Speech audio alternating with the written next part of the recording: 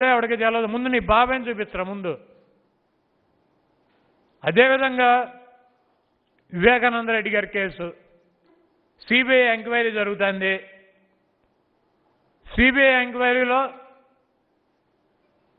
ఎవరైతే హత్య కాబడ్డారో ఆ కుటుంబ సభ్యులు వాళ్ళకు ఉన్నటువంటి అనుమానాలని సిబిఐ ముందు చెప్పారు. సిబిఐ అంటే అన్ని కోణాల్లో విచారణ జరపాల్సినటువంటి అవసరం ఉంది.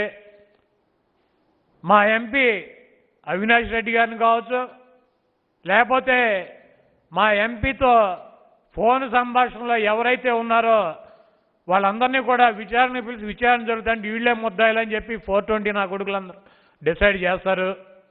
దాంట్లో భారతమ్మని ఇన్వాల్వ్ చేస్తారు. అదే మేము చంద్రబాబు నాయుడు భార్య గురించి మాట్లాడామనుకో, వీడు ఎక్కి కింద పడి దొల్లుతాడు, ఏడుతాడు, మావిడిని అన్నారని. మన అసెంబ్లీలో చూశారు, ఏమనకుండానే ఎక్కి ఏడిచాడు. అటువంటి వెధవ వీడు మాత్రం వీడి పార్టీని పెట్టించి భారతమ్మ గురించి మాట్లాడతారు. జగన్మోహన్ రెడ్డి గారు ఇంటికి వెళ్ళిపోయినాక మేము మాట్లాడాలంటే ఓఎస్డీ కృష్ణమోహన్ గారితోనో లేకపోతే హెల్ప్ చేసేటువంటి నవీన్తోనో లేదంటే కేఎన్ఆర్తోనో మేమందరం కూడా వాళ్ళతోనే మాట్లాడతాం. అవినాష్ రెడ్డి ఫోన్ చేశారు. అవినాష్ రెడ్డి అయినా నేనైనా లేకపోతే మా పార్టీలో ఉన్నటువంటి ఎమ్మెల్యేలైనా మంత్రులైనా జగన్మోహన్ రెడ్డి గారితో ఫోన్లో మాట్లాడాలంటే ఇంటికాడ ఉంటే నవీన్కి చేస్తాం, ఆఫీసులో ఉంటే కృష్ణమోహన్కో కేఎన్ఆర్కో చేస్తాం. వాళ్ళ దగ్గర ఎవరైతే అందుబాటులో ఉంటే వాళ్ళకి చేస్తాం, సమాచారం ఇస్తారు, మాట్లాడతారు. వివేకానంద రెడ్డి గారు చనిపోయినాక అవినాష్ రెడ్డి అక్కడ ఆయనకు వచ్చినటువంటి సమాచారం నలుగురికి చెప్తాడు. సంబంధించిన వాళ్ళకి ఏం జరిగింది ఏంటని అడుగుతారు. దానికి ఏం కొంపలు అంటుకుపోయినాయి రమ్మి కంగారేంటి ఏబిఎన్ రాధాకృష్ణకి, టీవీ5 బిఆర్ నాయుడికి, రామోజీరావుకి, ఈ 420 ముసలి నక్క చంద్రబాబు నాయుడికి, ఈ పప్పు గుత్తిగాడికి మీకేంట్రా ప్రాబ్లం?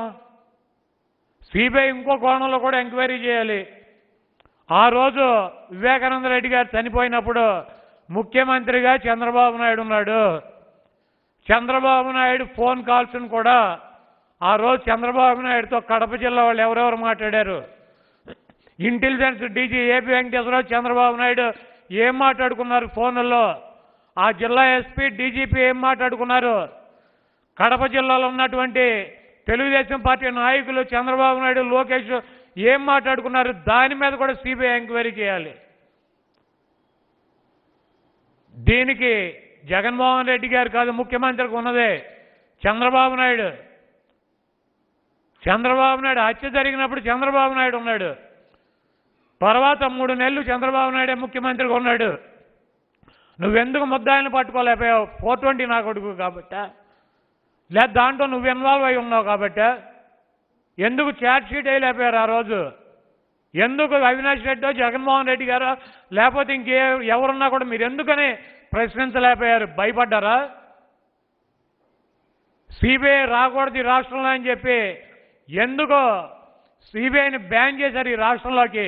ఇటువంటి హత్య రాజకీయాలు చేస్తే సిబిఐ వస్తే బయట పెడితే మీ 420 గాడు ఏబీ వెంకటేశ్వరరావు, నువ్వు, నీ కొడుకు, లేకపోతే ఆ కడప జిల్లాలో ఉన్నటువంటి నాయకులు, మీ తొత్తుగాళ్ళందరూ కూడా చేసినటువంటి హత్య బయటపడదని చెప్పి ఆ రోజు సిబిఐని బ్యాన్ చేశావు ఈ రాష్ట్రంలో. ఇవన్నీ కూడా సిబిఐ ఎంక్వైరీ చేయాలని చెప్పి నేను డిమాండ్ చేస్తున్నా. దీనికి ఏబిఎన్ రాధాకృష్ణ కావచ్చు, బిఆర్ నాయుడు కావచ్చు, లేకపోతే ఈటీవీ కావచ్చు, వీటన్నింటిలో కూడా ప్రమేయం ఈ రోజు ఉంది, ఆ రోజు ఉంది. సిబిఐలో ఏం జరుగుతుందో ఏంటో జరగకముందే వీళ్ళు ఎట్లా చెప్తున్నారు వీళ్ళ ముగ్గురు? అంటే వాళ్ళకి సంబంధాలు, వీళ్ళు ఎవరి దగ్గరికి వెళ్ళమంటే వాళ్ళ దగ్గరికి వెళ్ళి పనిచేస్తుందా CBI? Chandrababu Naidu phone calls, AB Venkateswara Rao phone calls, అక్కడ ఉన్నటువంటి DGP phone calls, SP phone call, Kadapa జిల్లాలో ఉన్నటువంటి తెలుగుదేశం పార్టీ నాయకులు phone calls, Lokesh phone calls, ఆ 2-3 రోజులు, ముందు 2 రోజులు, వెనక 2 రోజులు వీళ్ళకు కూడా ఎంక్వైరీ సిబిఐ చేయాలని చెప్పి నేను డిమాండ్